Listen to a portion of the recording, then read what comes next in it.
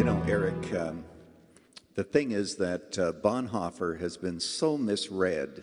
I remember in university, where it was said that he actually, was a forerunner of God is dead. Because after all, he made the statement, we need a religionless Christianity. Well, that's can I say something about that? Yes, please. And I want you to tell us also briefly about his conversion. And then we're going to get back to Dennis.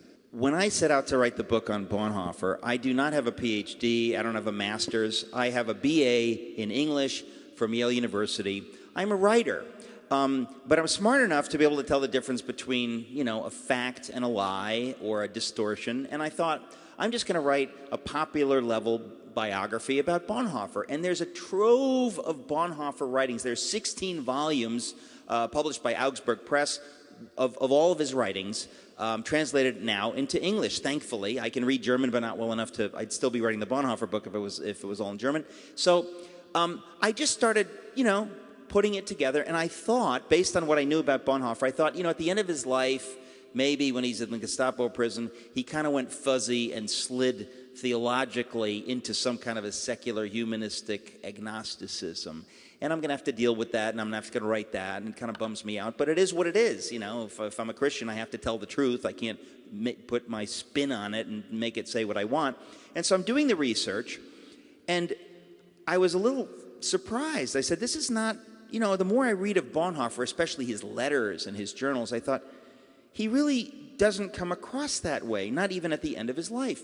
And I looked more and more and more and more, and the more I looked, the clearer it became, to my shock, that he was, theologically orthodox all the way to the end, that he never took any fuzzy left turn and it never happened. Because I said, if I, a nobody, not a Bonhoeffer scholar, can see clearly that what he meant, for example, by religionless Christianity is not only different from what they've been saying, but literally the opposite, okay? What he meant by religionless Christianity is what any serious Christian would mean. It's about the difference between dead religion and real faith. And Bonhoeffer was making a distinction.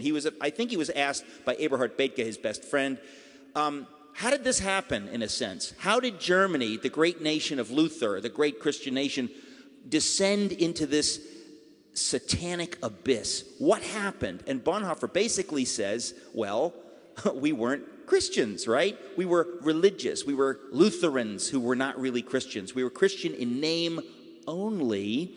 And so, he says, what we really need going forward, if we're going to go forward, is a religionless Christianity, which means a 24/7, full-throated, born-again, I believe in Jesus, I believe the Bible is the Word of God, and I'm going to live it every day and every hour, and anything besides that is nonsense.